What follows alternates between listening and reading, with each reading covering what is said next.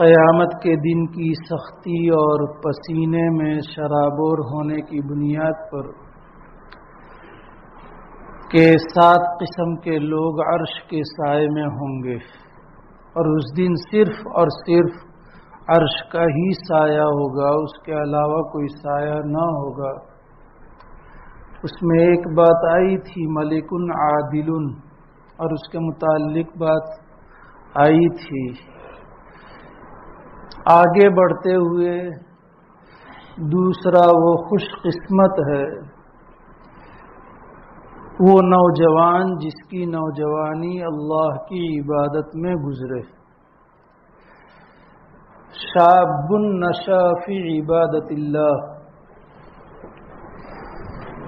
یہ نوجوان جس سے آج دنیا کا ہر طبقہ اس نوجوان پر محنت کر رہا ہے، حق والے بھی محنت کر رہے ہیں کہ جوان ہمارے ہاتھ لگ جائے، اور جتنی بھی باطل تنظیمیں ہیں، جو باطل گروہ ہیں، وہ سب بھی جوان پر محنت کر رہے ہیں کہ جوان ہمارے ہاتھ لگ جائے تو ہم جوان کے ذریعے سے اپنا مشن، ٹارگیٹ، اپنا مقصد پورا کرے۔ تو جوان اللہ کی نگاہ میں بڑا اہم ہے، اور ویسے بھی جوانی کے متعلق اللہ تعالیٰ کو سوال کا جواب دینا ہے۔ زندگی کے متعلق تو جواب دینا ہی ہے، لیکن زندگی کا بہت اہم ترین شعبہ، اہم ترین حصہ جوانی کا ہے۔ اس کے متعلق بھی اللہ تعالیٰ سے خصوصیت کے ساتھ اللہ تعالیٰ کی طرف سے سوال ہوگا اور جواب دینا پڑے گا، اور معقول جواب ہوگا تو پھر میدان محشر میں سے اپنی جگہ سے ہٹ سکیں گے، ورنہ تو پھر وہاں سے ہٹنے کا موقع نہیں ہوگا۔ اس لیے من نہ کردم شما حذر بکنید کے پیش نظر کہ ہم لوگوں کی تو سفیدی آ گئی ہے، جوانی کیا معلوم اللہ کے یہاں قبول ہوئی ہے نہیں ہوئی ہے، لیکن جن کے پاس ابھی یہ وقت ہے جوانی کا، 15 سے لے کر یہ 33 تک، 35 تک، یہ بڑا اہم شعبہ ہے۔ آج آپ دیکھیں جوان آؤٹ آف کنٹرول ہے، جوان بچے، جوان بچیاں، اتنا کہ اب کہتے ہوئے بھی شرم آتی ہے۔ اتنا جوان ہمارے ہاتھ سے، دونوں مذکر میل اور فیمیل، مرد اور عورتیں، اور کوئی پرسان حال نہیں۔ حالانکہ یہ ہمارے بچے ہیں تو ہمیں کل قیامت کے دن ان کے متعلق سوال ہوگا، اور اس سوال کا جواب دینا پڑے گا۔ کلکم راع وکلکم مسئول عن رعیتہ، ماں باپ ہیں گھر میں بڑے، انہیں اپنی اولاد کے متعلق سوال ہوگا، اور جواب دہی اللہ کے سامنے بڑی مشکل ہو جائے گی اگر ان جوان پر ہم نے کنٹرول نہ کیا۔ اگر ماں باپ میں سے ایک ہے تو ان سے پوچھ ہوگی، بڑے بھائی ہیں تو ان سے پوچھ ہوگی، ہر ایک سے پوچھ ہوگی۔ آج بہت ہی ناگفتہ بھی حال ہیں جوان مرد اور جوان بچیوں کے۔ بہت سارے جوان مسجدوں سے، یعنی مسجد سے اتنے دور ہے کہ انہیں مسجد کیا ہے وہ بھی پتہ نہیں، نماز جیسی محتم بالشان عبادتیں زندگیوں میں نہیں ہیں، اللہ کے احکام نہیں ہیں، نبی اکرم صلی اللہ علیہ وسلم کے پیارے طریقے زندگیوں میں نہیں ہیں، اور مغربیت میں ڈھل چکے ہیں۔ کیا مرد کیا عورت، اس لیے برائے کرم انفرادی طور پر بھی ذمہ داری ہے اور اجتماعی طور پر بھی ذمہ داری ہے کہ اللہ سب کو شاب النشا فی عبادت اللہ کا مصداق بنا دے، ورنہ کل پوچھ ہوگی۔ قرآن میں ہے یا ایھا الذین آمنوا قوا انفسکم واہلیکم نارا، اپنے کو بھی جہنم سے بچانے کی فکر کرنا ہے کہ بس میں عبادت گزار بن گیا، میں نے نماز پڑھ لی، میں نے قرآن کی تلاوت کر لی، بچے کہے میں نہیں ہے، یہ نہیں چلے گا۔ اللہ تعالیٰ کی یہاں یہ جواب دیں گے تو کیا معلوم اللہ قبول فرمائیں گے یا نہیں فرمائیں گے، واللہ اعلم۔ ہماری ذمہ داری ہے۔ اس آیت کے تحت میں ہمارے حضرت دامت برکاتہم العالیہ سے یہ حدیث بہت سی مرتبہ سنی اور حضرت اس کو بڑے وجد کے ساتھ پڑھتے ہیں۔ اعملوا بطاعت اللہ واتقوا معاصی اللہ وَمُورُوا أَوْلَادَكُمْ بِامْتِثَالِ الْأَوَامِرِ وَاجْتِنَابِ النَّوَاهِي ذَلِكَ لَكُمْ وَلَهُمْ وِقَایَةُ النَّارِ۔ حضرت بار بار پڑھتے اس کو کہ یہ حدیث یا ایھا الذین آمنوا قوا انفسکم واہلیکم نارا کی پوری تفسیر ہے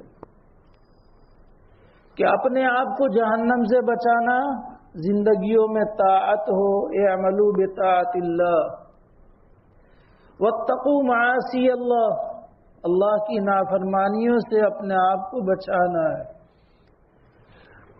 ہم کہتے ہیں کہ یہ کہاں کبیرہ ہے نہ کہاں صغیرہ ہے، یہ کبیرہ اور صغیرہ یہ تو اللہ کے رسول صلی اللہ علیہ وسلم نے ہم پر امتیوں کی کمزوری کو دیکھ کر کے یہ تقسیم فرمائی ہے، ورنہ اللہ کے علو شان کے پیش نظر نہ کوئی صغیرہ ہے نہ کوئی کبیرہ ہے۔ ہمارے حضرت تھانوی علیہ الرحمہ فرماتے ہیں کہ گھر کو جلانے کے لیے ایک تنکا بھی کافی ہے۔ صغیرہ اور کبیرہ کی فکر میں اگر اللہ کی عظمت دلوں میں ہے تو پھر انسان صغیرہ اور کبیرہ کو نہیں دیکھے گا کہ بس مجھ سے میرے مولا کی ناراضگی نہ ہو، وہ ناراض نہ ہونا چاہیے۔ تو یہ ہے اعملوا بطاعت اللہ واتقوا معاصی اللہ، اور اپنی اولاد کو اللہ کے احکام کے بجا لانے کا اور اللہ نے جن چیزوں سے منع فرمایا ہے ان سے بچنے کا حکم کرو۔ موروا اولادکم بامتثال الاوامر واجتناب النواہی ذالک لکم ولہم وقایۃ النار، یہ تمہارے لیے اور ان کے لیے جہنم سے بچاؤ کا ذریعہ ہے۔ اس لیے اپنی ماں بہنوں کو بھی اس کی فکر دلاؤ کہ وہ کرتی ہے کیا کرے، ماڈرن زمانہ ہے، سب ایسا کرتے ہیں۔ ارے سب تو کنویں میں گرے، سب کنویں میں گریں گے تو ہم کنویں میں گریں گے؟ تو یہ تو کنویں سے بھی زیادہ خطرناک چیز ہے، جہنم میں لے جانے والی چیز ہے۔ جو جہنم کی آگ ایک لمحے کا کروڑواں حصہ بھی ہم سے برداشت نہیں ہوگا، لمحے کا کروڑواں حصہ برداشت کے باہر ہے۔ وہ اسی جہنم کی طرف جائے اور ہم یہ کہے کہ کرنے دو، کیا کرے کہنے میں نہیں ہے۔ ہمارا ہمارا فریضہ ہے اور ہماری ذمہ داری ہے۔ تو خیر مجھے زیادہ عرض نہیں کرنا، عقل مندوں کے لیے اشارہ کافی ہے کہ یہ نوجوان اپنی خواہشات کو چھوڑ کر کے جوانی کے اور خواہشات جائز طریقے پر پورا کرنے کا اللہ نے ذریعہ دیا ہے، اللہ نے منع بھی نہیں فرمایا۔ قرآن میں کئی جگہوں پر کلوا من طیبات ما رزقناکم، وہاں عبد المجید صاحب دریابادی نور اللہ مرقدہ نے کئی جگہوں پر لکھا ہے کہ اللہ نے مرغوبات کے استعمال کو منع نہیں فرمایا ہے۔ مرغوب کھانے کو، مرغوب پینے کو، مرغوب پہننے کو، منع نہیں فرمایا ہے، لیکن اس میں انہماک کو منع فرمایا ہے کہ ہر سنڈے کو کھیڑا، یہ کس نے کہا؟